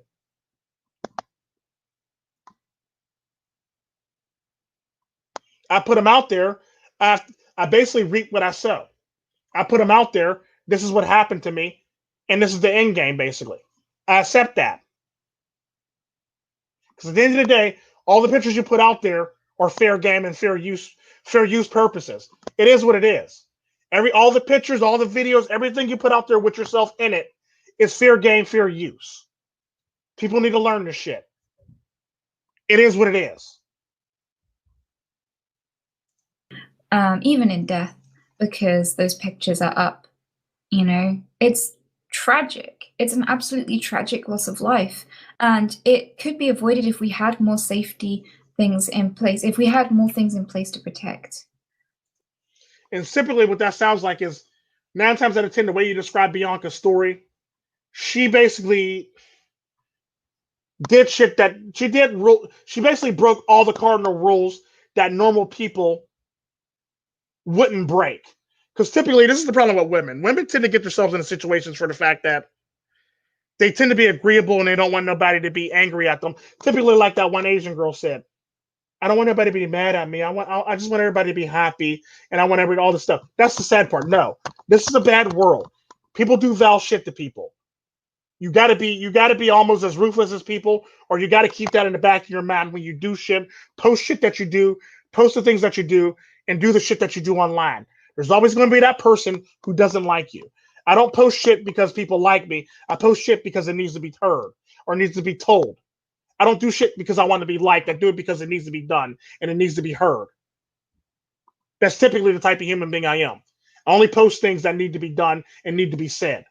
I don't do it for the likes and clicks. I do it because it's something that needs to be done. So at the end of the day, you can't please everybody, so don't even fucking try. That's my word. That's my words of advice to all these Twitch streamers. You can't please everybody, so don't even fucking try. Those who provide content online. Gwyneth Paltrow was pursued for 17 years by an absolutely insane stalker. She was fearing for her life and fearing for her children's lives, and she went to court with an abundance of evidence of persistent harassment and still didn't secure a conviction. That's because the person didn't do anything physically to her. He just harassed her, peered in her window a couple times, and basically did all that shit. The sad part about stalking is there's no laws. Like a good example of that is this is typically the argument you're trying to use for the stalking thing. If you're out in public and somebody takes a picture of you, you believe that stalking or that person should be prosecuted when in fact you're in a public space. You're in a public space. And the sad part about that, just because you're in that picture, that don't necessarily mean the picture is about you. Especially if you're standing near a fountain or a building or some stairs or a statue or anything like that, or a car or a train or a trolley or any of that stuff, that doesn't mean the person's stalking. You happen to be in public and cameras are legal in public. That's typically how this shit works. And the sad part about that is there's no crimes against public. You can't arrest somebody for taking a picture of you in public unless you live in a couple countries that I can think of off the top of my head where people can actually go to jail and get the death penalty for, or get caned. And it's terrifying to think of cases like Mayu Tomita, who is in Japan, and she reported her stalker a month before he stabbed her 60 times. Viewers are able to find us very easily, and it's terrifying that there's nothing we can do, and that even when we warn the police that something bad, they can find you easily because they're very good with the internet. They're very good with electronics. That's the reason why they can find you easily. Just because you think you're on the internet, just because you don't think you show your face, that don't mean you can't be found. This is typically how this shit works. No matter how much shit you set up, if you're going to sit up here and set up VPNs and various IP addresses, those IP addresses can be hacked through and found in a matter of seconds and minutes. That's the cold hard truth about IP addresses. If you use a false one or you're skipping it around, somebody will eventually find it. It doesn't work like how it works in actual movies. It never works like how it actually works in actual movies. What you think, Law and Order, they really find somebody in an hour? No, it doesn't work like that. They don't find somebody in an hour. They're not able to have a case and charge somebody and find a person and charge them in an hour. It doesn't work like that. This is the real world. Real shit happens in the real world.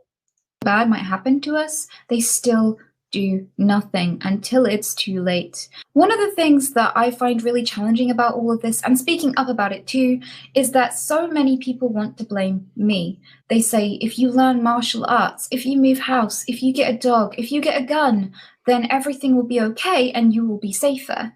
But I don't think it's the answer. In countries where so many more people have a gun, there are still stalkers, and there are even people who get shot by their stalkers. In countries where people get dogs, in countries where people move house, all of these things are not necessarily measures that eradicate stalking or stop. It's not going to eradicate it. It's going to put a level of protection between you and your stalker. That's all it is. It doesn't eradicate nothing. Nothing eradicates anything.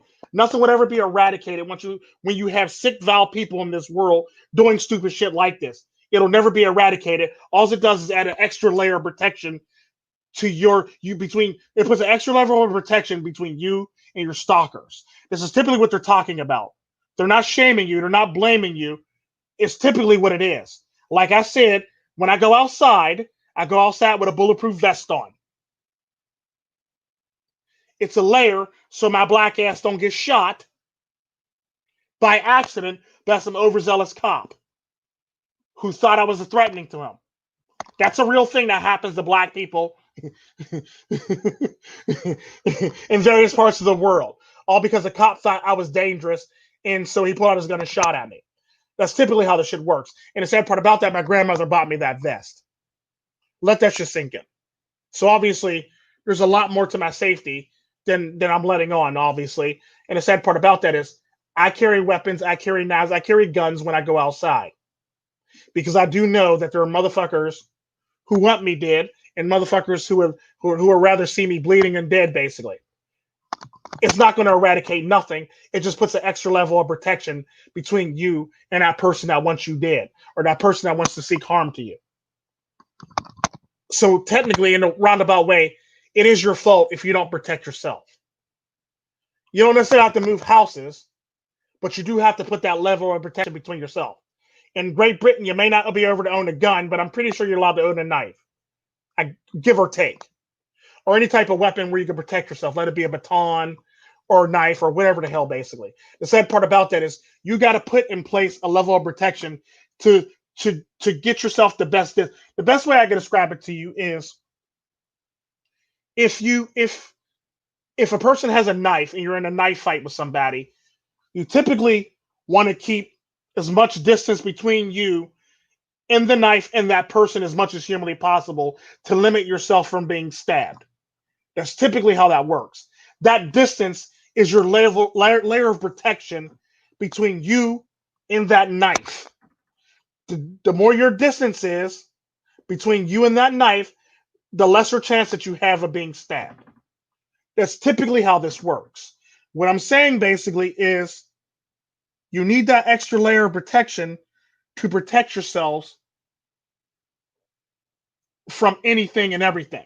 Let it be martial arts, let it be a gun, let it be knife, let it be a baton, let it be mace, let it be a taser, let it be any of this shit. You need that extra level of protection so you can be able to run. Because typically, most times, martial artists don't sit up there and be trying to fight every fucking baddie that come up on them. Typically, they look for an out. If they don't have an out and they can't run, then they stand and fight. That's typically how that works. So at the end of the day, martial artists first look for an out.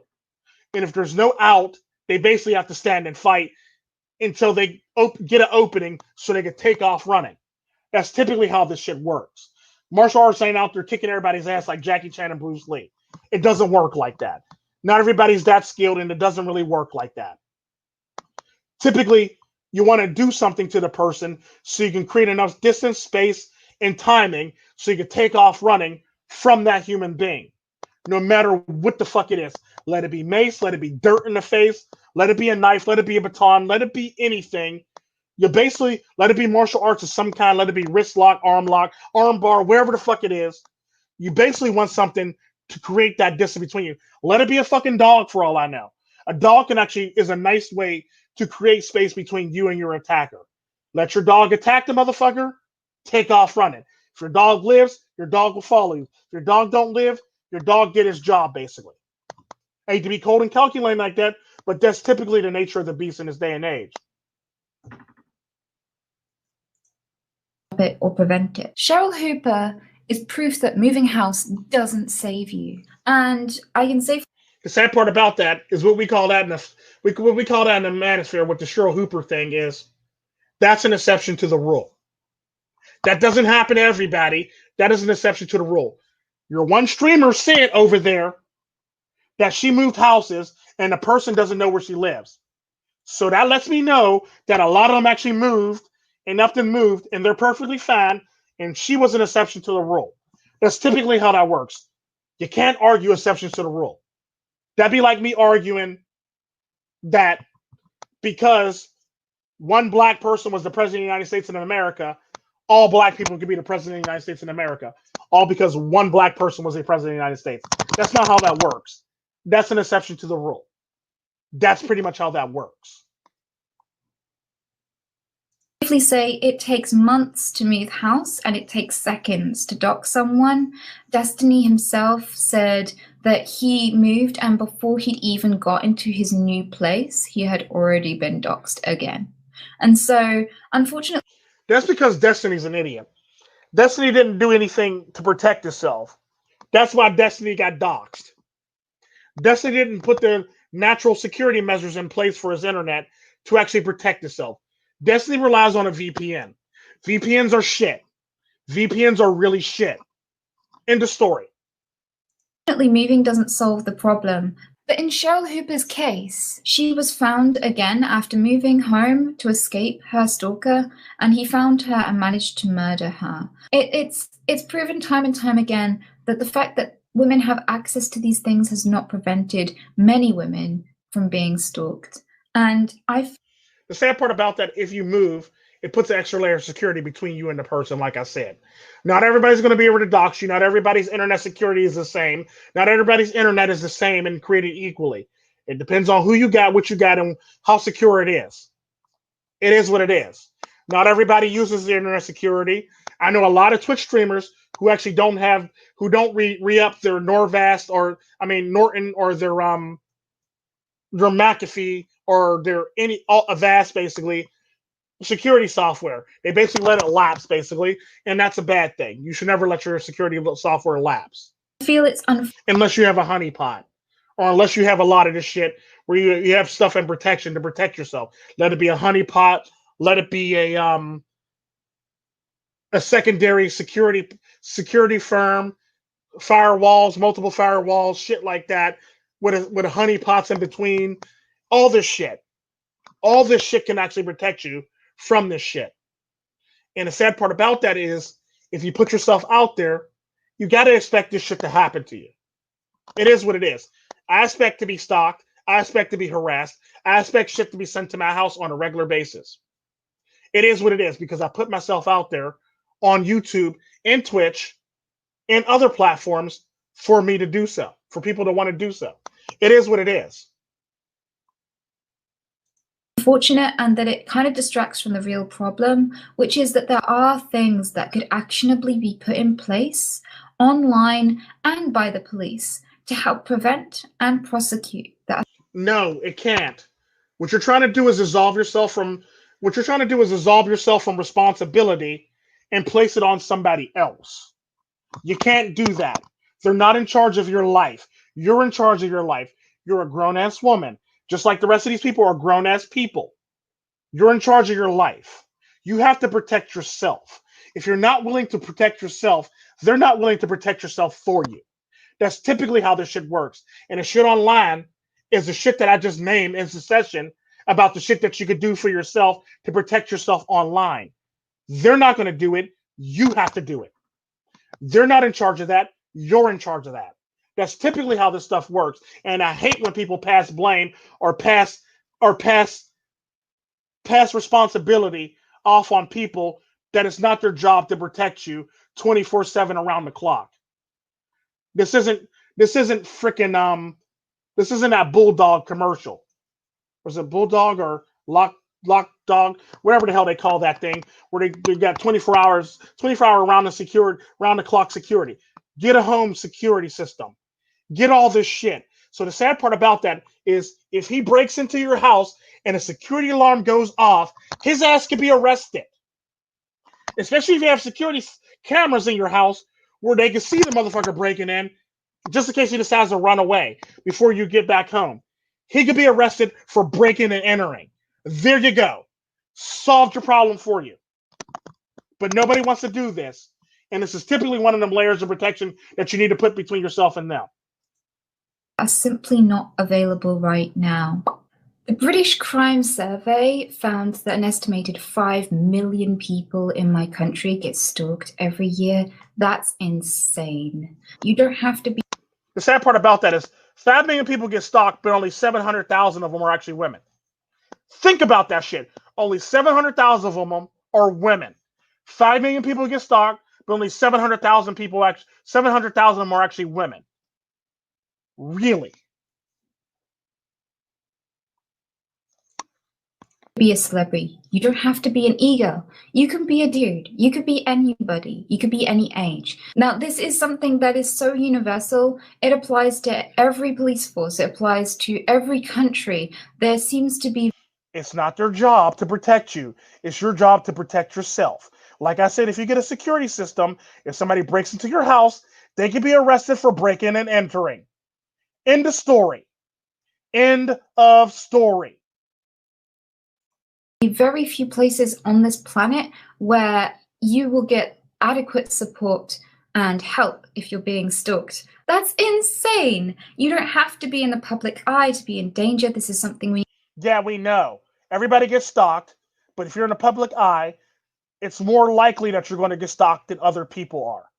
That's typically how that works. If you're in a public eye, you got more attention than other people. You got more face time. That's more time for people to want to fuck with you. That's typically how this world works. There are sick individuals in this world that will fuck with you. 13 to 15% of the world are sick individuals who would do sick, foul things to the human body or any living thing on the face of this earth. It is what it is. Get over it, get over yourself, and protect yourself. We need to change, not just for content creators, but for all of us. Because no, don't lump me in your group. I protect myself. You need to protect yourself. I'm not worried about it. I already know. I knew the shit was crooked when I took this job as an online personality. I knew the shit was crooked when I took it, and I took all the necessary. I take all the necessary steps on a regular basis to protect myself and my family. That's bump kiss. Don't be trying to pass blame off to other people or pass the responsibility of yourself and your well-being off on somebody else. That's not their job. They're not Superman. They're not a superhero. You have to be your own superhero. You have to protect yourself. This is typically how this shit works. Because we might end up knowing someone who loses their life because of this. And it doesn't have to be this way. And you can get involved. It happens. Many people die from the flu every year. And nobody bats an eye. People die from heart attacks, strokes, car crashes, from texting down the road. Nobody stops them from texting. Car crashes from calls and texting happen quite often. Nobody stops that from happening. Sad part about that is more women die from texting on the phone than they actually do from being stalked. But we're not talking about that. But we're not going to stop that either. It is what it is. It is what it is. Deaths happen on a regular basis. Death is always going to happen. No, only definite things, only guaranteed things in this life is taxes and death. And there's one more, but I'm going to go with taxes and death. Those are the most guaranteed things that'll happen to you in life. Taxes and death. I'm going to die one day. You're going to die one day. We're all going to die one day. It's the nature of the beast. It's all about how you take care of yourself so you can try to limit the many ways that you can possibly die. If you like alcohol, you might want to cut back on it because that might be one of the many ways you're going to die. If you like shooting up drugs, you might want to come back on it because that might be one of the many ways you'll die. If you like pharmaceuticals, if you like playing with guns or playing Russian roulette or playing chicken with trucks or cars or stuff like that, you might want to cut it out because that might be one of the many ways you're going to die. If you like diving in the shallow ends of pools, you might want to cut it out because that might be one of the ways you die. It is what it is. Involved, and you can help us to make this a safer place to create content and encourage the police to take this seriously. I want to blow this up. I want to blow it out the water. I want to show people that it'll never happen. Let it go. This is real and it doesn't matter. Let it go. It is worth prosecuting. This is the problem that I have with white women privilege. White women have so much fucking privilege that they believe that the whole entire world should stop for them and all crimes should completely just stop and nothing should ever happen because they're women. The problem is with that is, like I said, there's 13 to 15% of the population that does sick, vile things to human beings, and they don't give a fuck if you're a woman, a man, a cat, a dog, a gecko, any fucking thing. An owl, an endangered species. It doesn't fucking matter. It's your job as a human being and a grown adult to protect yourself and your loved ones. It's that simple. It's not the cop's job. It's not some movement's job. It's yourself's job. If the world was safe, we would never have to worry about crime. If the world was safe, nobody would ever die. That's typically how this shit works. Unfortunately, the world's not safe, and we need to get our heads out of the clouds and actually do everything right now to protect ourselves instead of trying to look for something in the future. Because the sad part about that, looking toward the future and not worrying about what your immediate's going on right now, what's going on in your immediate, is going to get you killed. Typically how this works. Worried about what you could do in the future and not worrying about what you could do now to protect yourself. Like a good example of that is the Martin Luther King speech.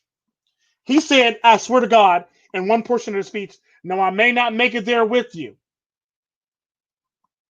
He already said he's not going to make it there. He already knows he's not going to make it there.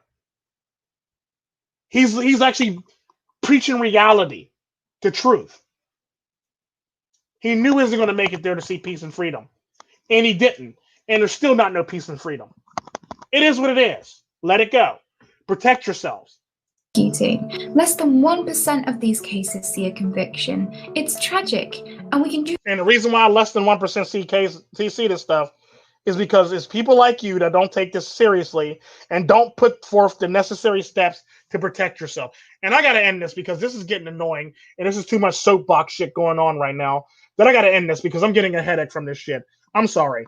This is fucking ridiculous. This is fucking ridiculous. Really fucking ridiculous. Take ownership for your actions and own up to your shit. Take control of your life and protect yourself from stupid people like this. Making an excuse or strawmans and or Scotsman arguments on why you think it's a bad idea isn't going to solve your fucking problem. It's just going to put yourself in a world of hurt. This stuff is meant, those suggestions that people gave you are merely things that you put in place as an extra layer to protect yourselves from people. Twitch doesn't have the power to do this shit. The police don't have the power to do this shit either, especially in America, because we're talking about defunding the fucking police. Hell, there's people talking about defunding the police in many countries right now. So how the hell are they going to pull together the resources to protect you from some shit like this when they're being defunded? Hell, a lot of the police departments are being defunct. This some bullshit. Grow up, take control of your life, and protect yourself. Just because you learn karate, no, stuff still happens even with this stuff. Yeah, it's called an extra layer of protection. You have to protect yourself. This is real life. Your online personality is your online personality. When you step out from there, motherfuckers really want to kill you in real life. That's typically how that works. On your Twitch stream, you don't have to worry about stepping in front of a bus. Outside in public, you have to worry about stepping in front of a bus or a car or some random animal running down the road that escaped from the zoo. You have to worry about shit like that. Or some crazed gunman or knife-wielding man that's going to take you as hostage. You typically got to worry about this shit because it's going to be your life. It's real life. What you get on your Twitch streams isn't real life. What you get in real life is actually real life. This is typically the problem that I have with a lot of these millennials who grew up in a world of unicorns and rainbows and everybody gets a prize and nothing bad ever happens in our world. Knock it off. Come back down to the real world. Do so much more. So if you want to get involved, please do. On social media. Oh yeah, no, I'm done with this. I'm sorry. Yeah, I'm done with this. I'm sorry now. Just now. More grandstanding and more reasons not to actually, protect yourself and basically pass blame off on somebody else. Pass the responsibility of protecting yourself off on somebody else. It is what it is. You're passing your own responsibilities off on somebody else. You can't do that. Never do that. That's the worst thing you could possibly do. This is Tico Tren, Red Pill, and I digress. Class dismissed. Don't do any of the stupid shit that they're doing in this stream. Protect yourselves.